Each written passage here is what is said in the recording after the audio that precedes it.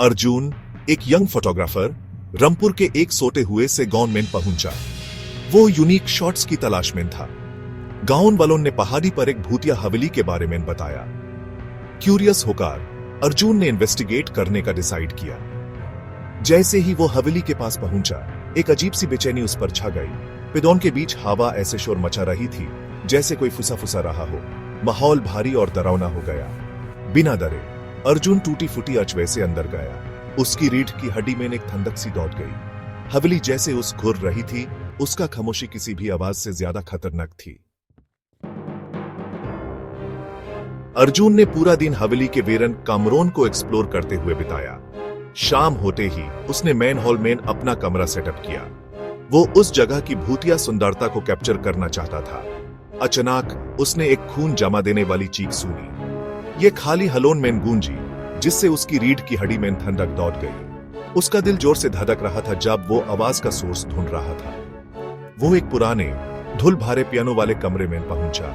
Use देखकर वो दहशत से कांप गया। पियानो की कीज अपने आप बजने लगी। एक गमगीन धुन हवा में गूंज रही थी। दार ने यूज जगदा और वो एग्जिट की तरफ भागा। अगले दिन अर्जुन गांव वापस आया, हिला हुआ लेकिन मिस्ट्री सुलझाने के लिए डिटरमिन्ड। उसने एक पुराने लिब्रारियन से बात की जिसने उस हवेली का दुख भारी इतिहास बताया। कभी यह एक अमीर परिवार का घर था जिसको उनके ही नौकरों ने खून कर दिया था। उसने एक छिपे हुए कमरे के बारे में सुना जहां परिवार की आत्माएं फंसी हुई थी। इस नॉलेज के साथ अर्जुन वापस हवेली गया, सच जानने के लिए डिटरमिन्ड। उसने छिपा हुआ कमरा ढूंढा। उसकी दीवारें अजीब सिंबल से साजी हुई थी। जैसे जैसे उसने सिंबल्स को समझा, यूं एहसास हुआ कि वो मदद की गुहार थी, दो दुनियाओं के बीच फंसी हुई। उसने उन परेशान आत्माओं के लिए दया महसूस की। जैसे ही अर्जुन जेन के लिए तैयार हुआ, उसने अपने कंधे पर एक ठंडी हाथ महसूस की। धीरे से मुड़कर उसका सामना एक भूतिया चेहरे से हुआ। उसकी आंखें गुस्से से जल रही थी। यह हत्या किए गए परिवार की बादले की आत्मा थी। भूत अर्जुन पर झपट पादा। उसका हाथ उसके गले तक पहुंच रहा था। निधल होकर अर्जुन ने अपना कैमरा उठाया और एक फोटो ली। फ्लैश से कमरा रोशन हो गया।